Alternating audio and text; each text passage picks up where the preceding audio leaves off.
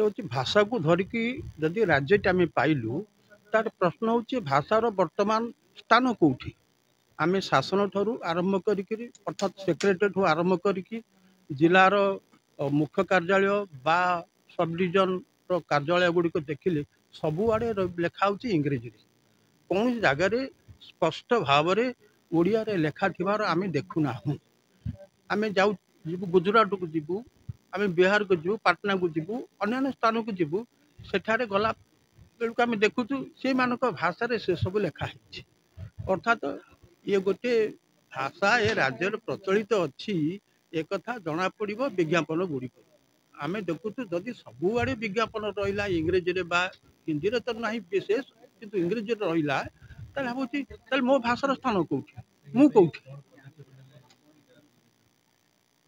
ପଦକ୍ଷେପ ଯଦି ଜିଲ୍ଲାପାଳ ଏବଂ ତାଙ୍କର ଅଧୀନସ୍ଥ କର୍ମଚାରୀମାନେ ଯଦି ସବୁଆଡ଼େ ଓଡ଼ିଆ ସାଇନ୍ ବୋର୍ଡ଼ କରିବେ, ଓଡ଼ିଆରେ ବିଜ୍ଞାପନ ଲେଖିବେ, ତାହେଲେ ଆମେ କହିପାରିବୁ ହଁ ମୋ ଭାଷାର ଗୋଟିଏ କିଛି ଗୁରୁତ୍ୱ ରହିଛି।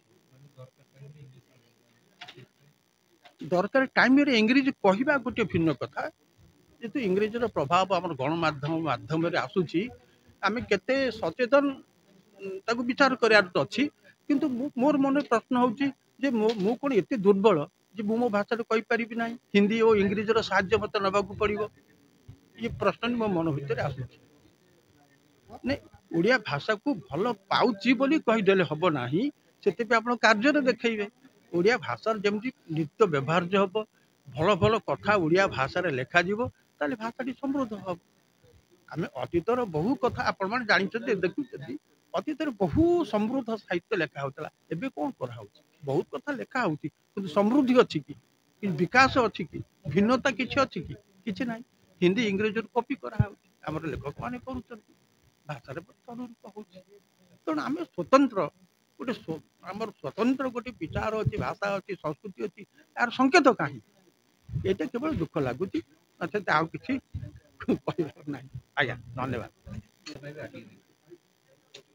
ଶୁଣନ୍ତୁ, ଓଡ଼ିଶା ଯେତେବେଳକୁ ଆପଣଙ୍କର ପ୍ରଥମ କାନ୍ତିଚନ୍ଦ୍ର ଭଟ୍ଟାଚାର୍ଯ୍ୟ ବୋଲି ଜଣେ ବେଙ୍ଗଲ ରାଇଟର ଯେତେବେଳେ ଲେଖିଲେ ଓଡ଼ିଶା ଏକ ସ୍ୱତନ୍ତ୍ର ଭାଷା ନୁହେଁ ବୋଲି, ତାର ପରବର୍ତ୍ତୀ ସମୟରେ ଆପଣଙ୍କର ଯେଉଁ ରେଖାପାତ କଲା ଯେ ଓଡ଼ିଶା ସ୍ୱତନ୍ତ୍ର ଭାଷା ନାହିଁ ବୋଲି, ତାକୁ ଇଏ କରିକି ଭାଷା ଆନ୍ଦୋଳନ ଗୋଟେ ହେଲା ଏବଂ ତାକୁ ନେଇକିରି ପରବର୍ତ୍ତୀ ସମୟରେ ଆପଣଙ୍କର ଯେଉଁ ଓଡ଼ିଶା ଭାଷା, ସେ ଆନ୍ଦୋଳନ ନେଇକି ଆପଣଙ୍କର ଓଡ଼ିଶା ପ୍ରଦେଶଟା ଗଠନ ହେଲା।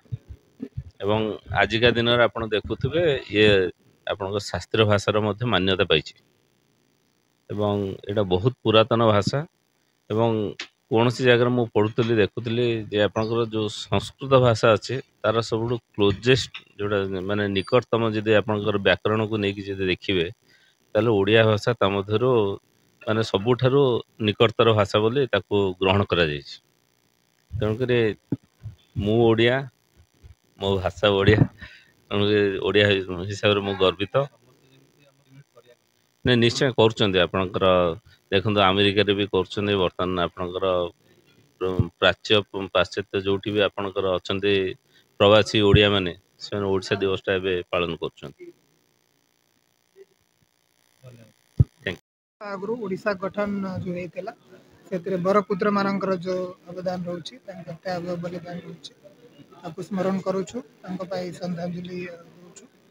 ଏବଂ ଓଡ଼ିଶା ପାଇଁ ତାଙ୍କ ଯାହା ସ୍ୱପ୍ନ ଥିଲା ତାକୁ ଆମେ କେମିତି ସାକାର କରିପାରିବା ଏବଂ ତାଙ୍କ ସ୍ୱପ୍ନର ଓଡ଼ିଶା କେମିତି ଆମେ ଗଢ଼ିପାରିବା, ତା ପାଇଁ ଆମେ ସମସ୍ତେ ମିଶିକରି କେମିତି ଚେଷ୍ଟା କରିବା, ତା ଉପରେ ସମସ୍ତେ ଆଲୋଚନା କରିଛନ୍ତି ଆଉ ଆଜି ଦିନକୁ ସେଲିବ୍ରେଟ୍ କରୁଛନ୍ତି।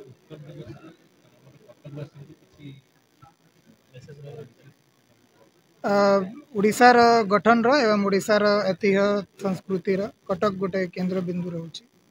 ଆଉ ଓଡ଼ିଶାର ସଂସ୍କୃତିକୁ ଆଗେଇ ନେବା ପାଇଁ କଟକର ଗୋଟେ ବହୁତ ବଡ଼ ଭୂମିକା ରହୁଛି।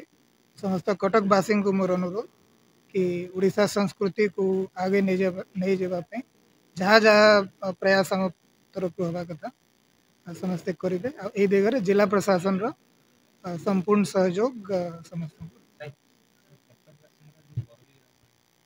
ହଁ, ସେଟା ଯାହା ଅଛି ତ ସେଟା କରାଯିବ, ଯେମିତି ବି ତାର ପ୍ରୋଭିଜନ ରହୁଛି। बट जहाँ भी लोक मानकर जो एस्पिरेशन रोचे ताकू निश्चय भाव में ताकू फुलफिल कर। दिनलिपि लाइव को एबे ही लाइक शेयर सब्सक्राइब करंतु।